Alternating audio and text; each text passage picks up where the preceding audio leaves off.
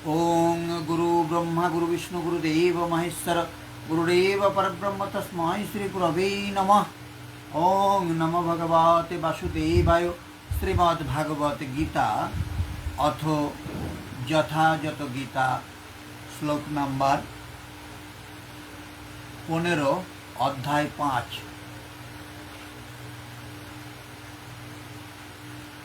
न दत्ते कस्यचित् पापं न चैव सुकृतं विभु अज्ञानेन वृत्तं ज्ञानं तेन मुह्यन्ति जन्तवः। অনুবাদ, ভগবান জীবের পাপ অথবা পুণ্য কিছুই গ্রহণ করেন না। অজ্ঞানের দ্বারা প্রকৃত জ্ঞান আবৃত হওয়ার ফলে দেহধারী জীবসমূহ মোহাচ্ছন্ন হয়ে পড়ে।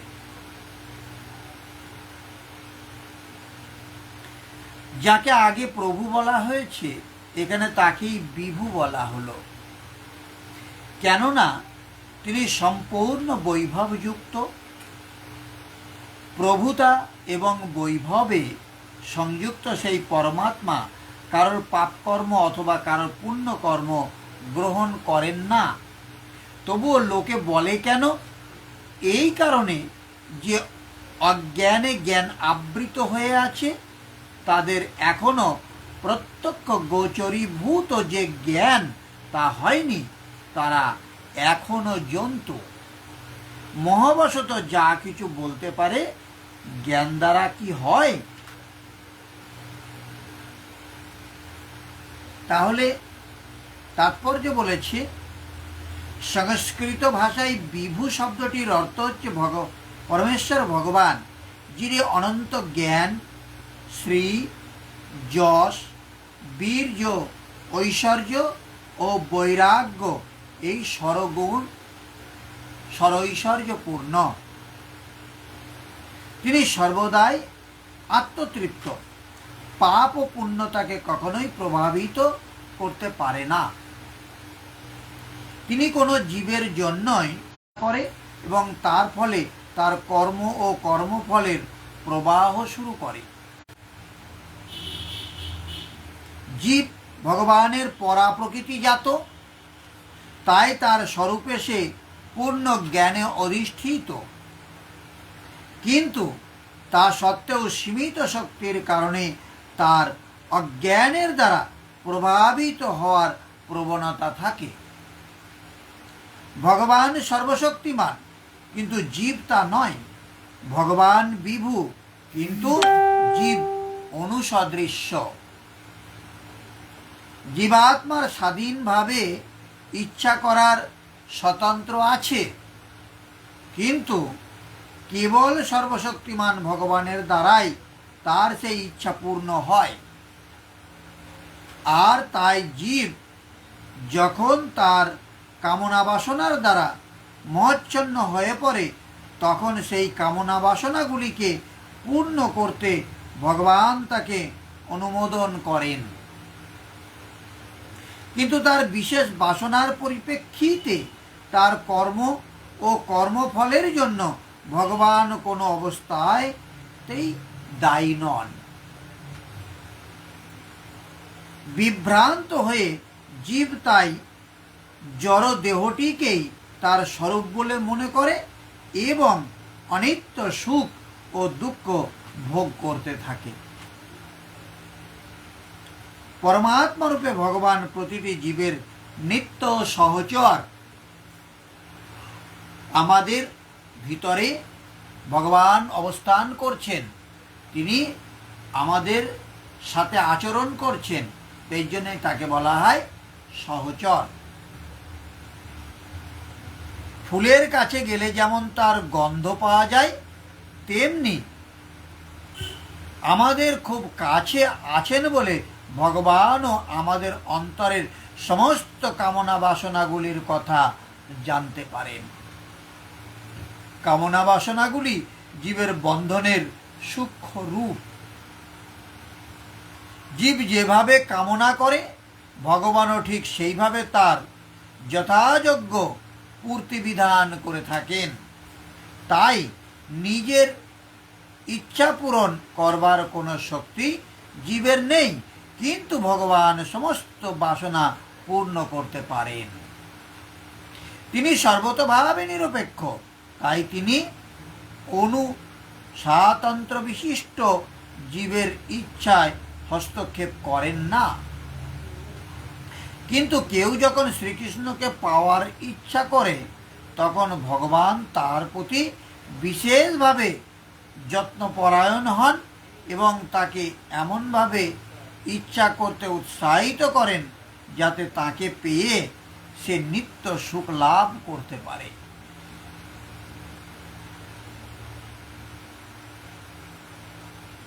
তাই বৈদিক মন্ত্রে বলা হয়েছে, এষ ও এব সাধু কর্ম কারয়তি তাং যমেভ লোকেভ অন্যীনিশতে। এষ ও এব সাধু কর্ম কারয়তি সমর্থ নিনিশতে। ভগবান জীবকে সৎকর্মে প্রবৃত্ত করেন যাতে তার উন্নতি সাধন হয়। তিনি জীবকে অসৎ কর্মে প্রবৃত্ত করেন যাতে সে নরকগামী হয়।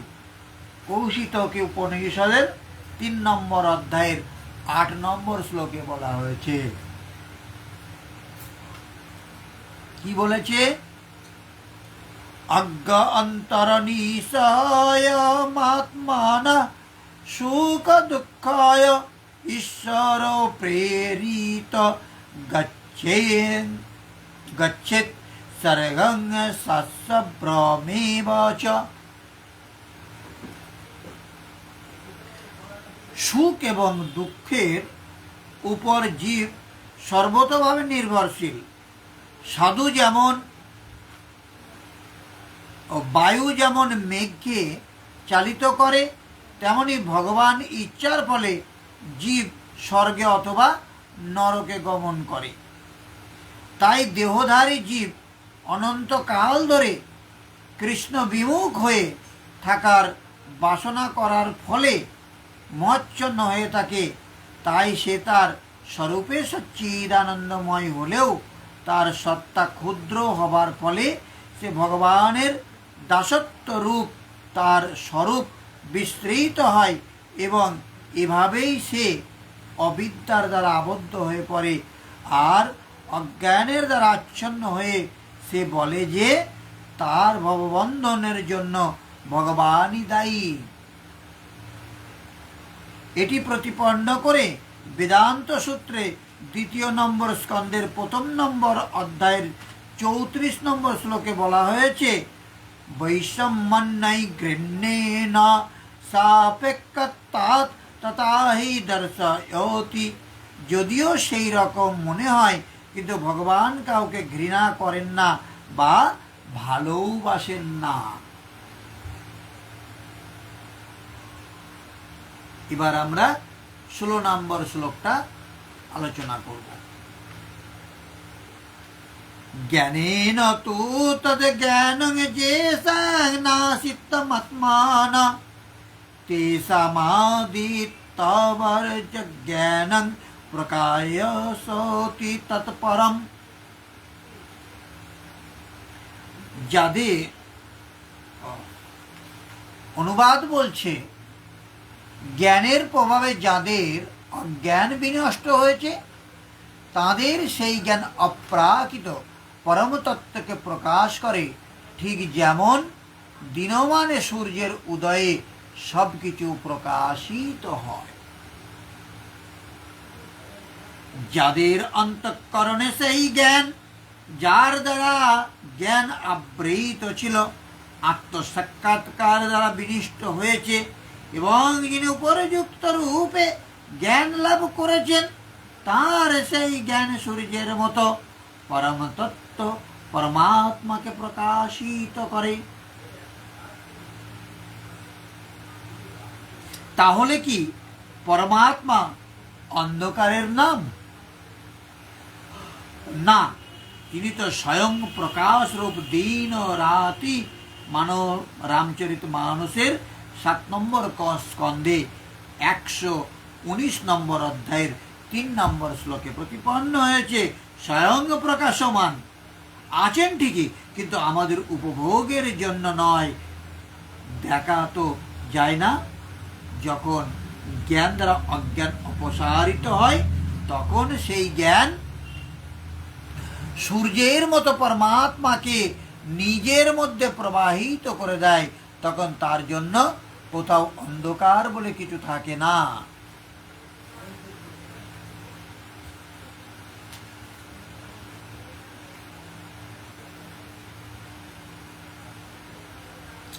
যারা শ্রীকৃষ্ণকে ভুলে গেছে তারা অবশ্যই মহাচ্ছন্ন, কিন্তু যারা কৃষ্ণ ভাবনায় ভাবিত তারা কখনোই মহাচ্ছন্ন হন না।